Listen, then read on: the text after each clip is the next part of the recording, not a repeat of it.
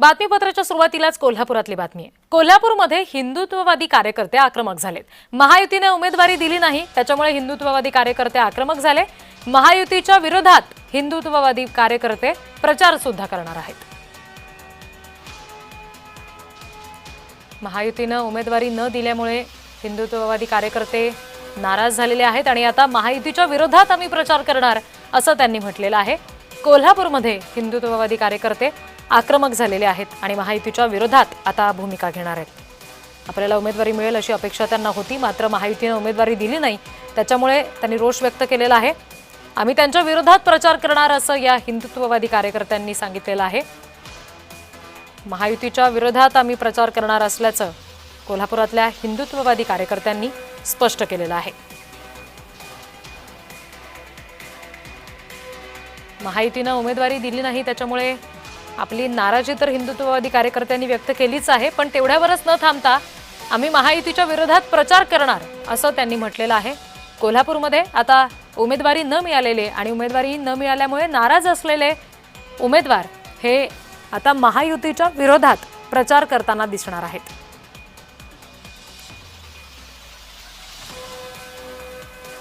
हिंदुत्ववादी कार्यकर्त्यांकडून महायुतीच्या विरोधात प्रचार केला गेला तर त्याचा परिणाम हा मतपेटीवर होतो का, हेही पाहणं महत्त्वाचं आणि औत्सुक्याचं असेल।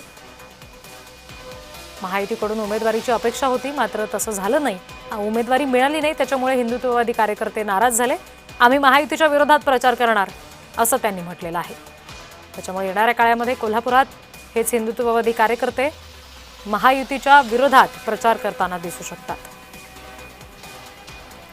अत्यंत आक्रमक भूमिका महायुतीच्या विरोधात या हिंदुत्ववादी कार्यकर्त्यांनी घेतलेली आहे। आम्ही महायुतीच्या विरोधात प्रचार करणार असं या कार्यकर्त्यांनी सांगितलेलं आहे। उमेदवारी न मिळाल्यामुळे आपली नाराजी सुद्धा त्यांनी व्यक्त केलेली आहे आणि याच नाराजीतून विरोधात प्रचार करण्याचा निर्णय सुद्धा हिंदुत्ववादी संघटनांनी कार्यकर्त्यांनी घेतलेला आहे।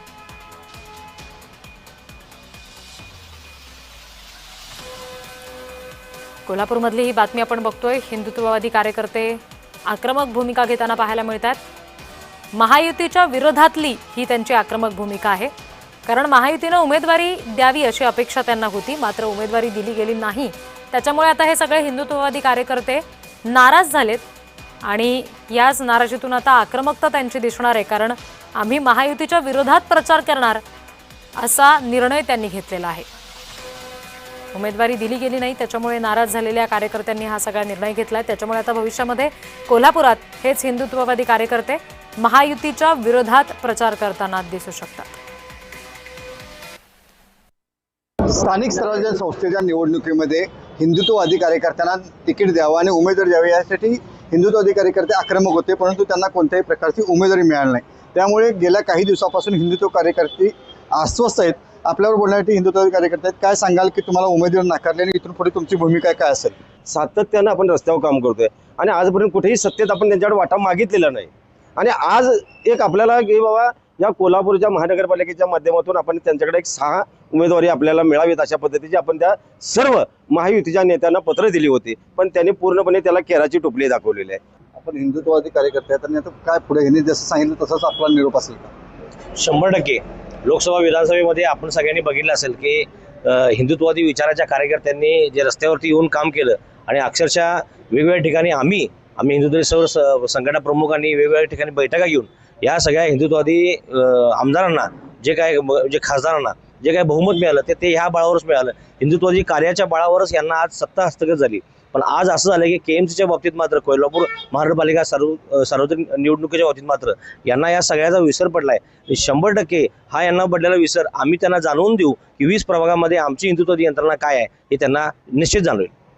कोल्हापूर महापालिकेच्या निवडणुकीमध्ये हे कार्यकर्ते आता आक्रमक झालेले आहेत। ज्याचा कपाई नाही त्याला मतदान टाळा असा स्लोगन घेऊनच हे कार्यकर्ते आता बाहेर पडत आहेत। येणाऱ्या निवडणुकीमध्ये काय निकाल लागतो याकडे पाहणे लक्ष आहे। अमरसिंह पाटील, जय महाराष्ट्र, कोल्हापूर।